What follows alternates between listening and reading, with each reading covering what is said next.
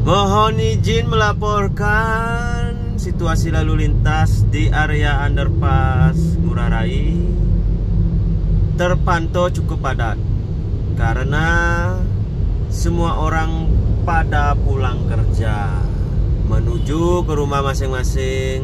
Semoga semuanya selamat sampai tujuan. Mohon berhati-hati untuk rekan-rekan yang lagi di jalan. Nikmati perjalanan hari ini. Sampai rumah langsung bubuk atau menjangkut. Besok kembali melaksanakan aktivitas seperti biasanya.